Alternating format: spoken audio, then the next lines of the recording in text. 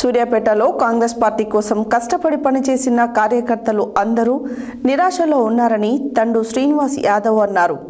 సోమవారం వారి నివాసంలో ఏర్పాటు చేసిన విలేకరుల సమావేశంలో మాట్లాడారు. 1983వ సంవత్సరం నుండి కాంగ్రెస్ పార్టీ అధికారంలో ఉన్నా లేకున్నా పార్టీ కోసం ఎంతో కష్టపడ్డామని అన్నారు.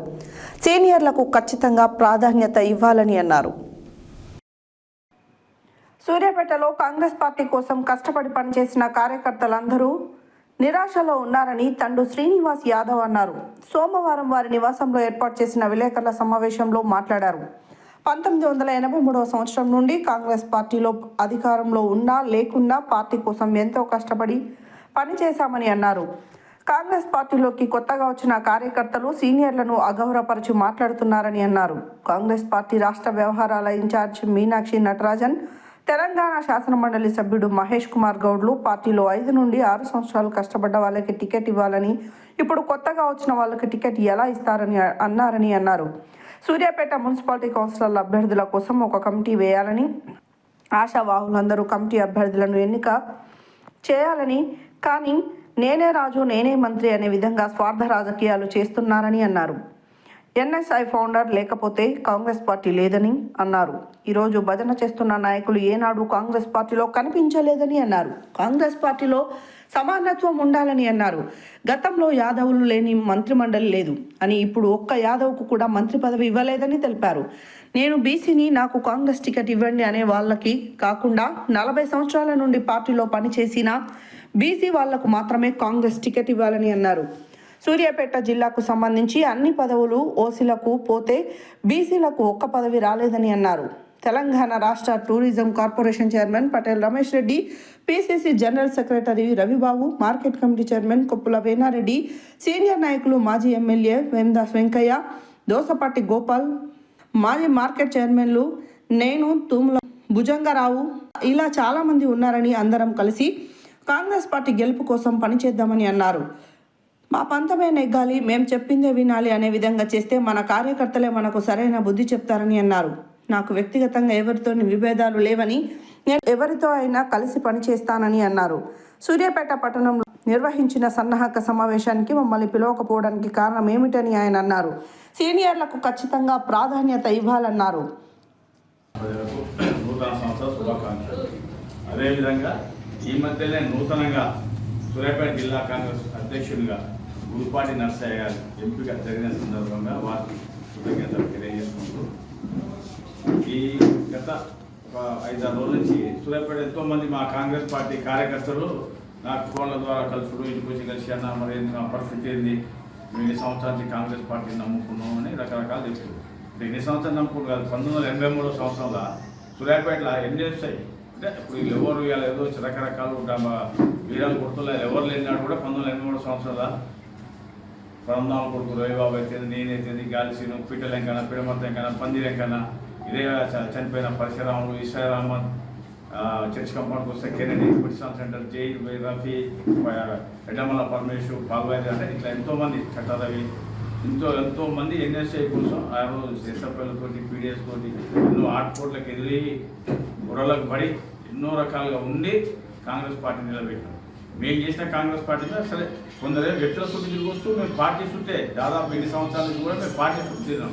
ఏ వ్యక్తి చుట్టూ మేము తిరగలేదు. వ్యక్తుల చుట్టూ తిరిగేటోళ్ళు కూడా ఇవాళ వచ్చి కాంగ్రెస్ పార్టీలో ఉన్న కార్యకర్తలను అంటే అగౌరవపరిచే విధంగా వేరే విధంగా చేస్తూ అది సంస్కృతి మంచిది కాదు.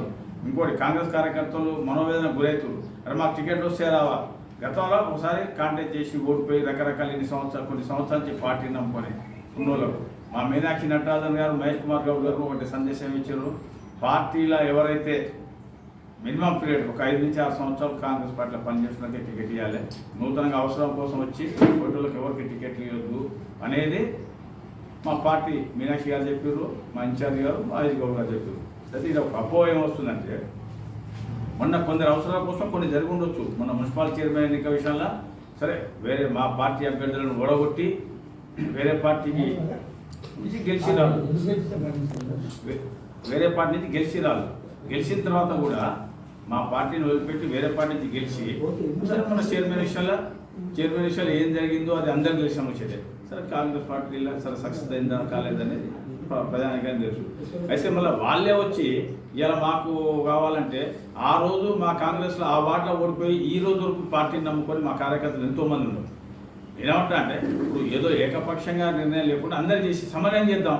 కాంగ్రెస్ పార్టీ అందరి సమన్వయం చేసి ఇప్పుడు కాంగ్రెస్ నమ్ముకున్న వాళ్ళు అందరితో దరఖాస్తులు తీసుకొని ఒక కమిటీ మేము మహేష్ గౌడ్ గారికి మీనాక్షి గారికి కూడా రిప్రజెంటేషన్ చేసినాం. ఏమని సూర్యాపేట మున్సిపాలిటీ కాంగ్రెస్ అభ్యర్థుల ఎంపిక కోసం ఒక కసరత్ కోసం ఒక కమిటీ వేయాలి. ఆ కమిటీకి ఆశా వాళ్ళందరూ దరఖాస్తులు చేస్తే ఆ కమిటీ కూర్చొని ఆ కమిటీ అందరి ఏకాభిప్రాయంతో చేస్తుంది. అది సిస్టమ్. అసలు కాంగ్రెస్ పార్టీ ఎప్పుడు ఎంతసేపటికి నేనే రాదు, నేనే మంత్రి, నేనే మోనోపాలి అంటే కాంగ్రెస్ పార్టీకి ఎవరు మోనోపాలి కాదు, ఎవరేం కాదు.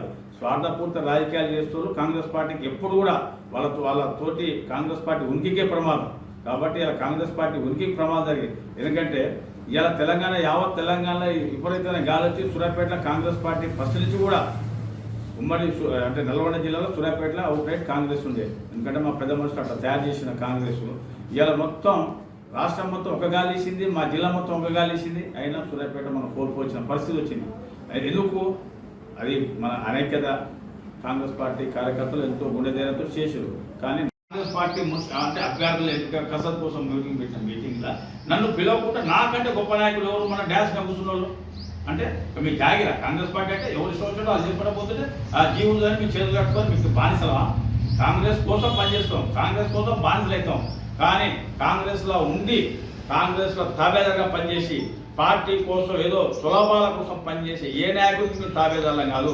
కాంగ్రెస్ ఉనికి కోసం ఎవరు పనిచేస్తే వాళ్ళు గులాంగిరి చేస్తాం. ఒకప్పుడు విద్యాసాగర్ రెడ్డి గారి నాయకత్వంలో సైకిల్ వేసుకొని మేము సూర్యాపేట దిగాం. అదే చిరాల సత్యనారాయణ టౌన్ ప్రెసిడెంట్ ఉన్నప్పుడు ఏం చెప్తుంది? సైకిల్ వేసుకొని పోయి మెంబర్షిప్ చేసాం. నిరంజన్ గారు ఉన్నప్పుడు చేసినాం. మేల సత్యనారాయణ గారి నాయకత్వంలో మున్సిపల్ చేస్తాం. అందరం కలిసి మంచి ఎలాంటి అనబరకాలు లేవు. అట్లా కాంగ్రెస్ అంటే ఒక టీం. ఇలా ఏదో ఇవాళ చెప్తారు. ఆ రోజు నాడు నేను Suryapet municipality Congress party floor లీడర్గా మున్సిపల్ చైర్మన్ మేల సత్యనారాయణ గారుగా అదే వేదా సంఖ్య గారు ఎమ్మెల్యే ఉన్నప్పుడు ఉమ్మడి రాష్ట్రంలో ఎక్కడ కట్టని 5,800 ఇల్లు ఒకటే కాడ ఉమ్మడి రాష్ట్రం మొత్తంలో ఒక మన సూర్యాపేటలో వచ్చినాయి. ఉమ్మడి రాష్ట్రం మొత్తంలో మీరు చర్చించుకొని ఏడరాలే. అది మేల జరగవద్దు. కాంగ్రెస్ పార్టీ కార్యకర్తల ఉనికి కోసం ఇది చేస్తుంది తప్ప నా గొప్ప కోసం కాదు. నా బాధ అంతా ఏంటంటే నేను కాంగ్రెస్ పార్టీ చేస్తే మున్సిపాలిటీ కౌన్సిలర్ సన్నాహక సమావేశానికి కూడా నేను సరిపోనప్పుడు మరి మీరు అసలు దేనికోసం కాంగ్రెస్ పనిచేయాలి అనే విషయం మా అధ్యక్షుడు మహేష్ గౌడ్ అర్థం. ఇక్కడ ఎవరో చిల్లర ఎవరిని అంటారు మాకు వెళ్తూ మా మహేష్ గౌడ్ గారు అర్థం, మా జిల్లా మంత్రి ఉత్తమ్ కుమార్ రెడ్డి గారు అర్థం. అన్న ఏంది మరి మా పరిస్థితి ఏంది అంటే మేము మున్సిపాలిటీ మీటింగ్ సన్నాహక సమావేశానికి మేము ఎలిజిబుల్ కాకుంటే మేము కాంగ్రెస్ పార్టీకి వస్తుంది ఎందుకు చేయాలి? మా మీనాక్షి నటరాజన్ గారి దగ్గరికి పోతాం. అమ్మ ఇదేంటి పరిస్థితి? 42% అంటారు.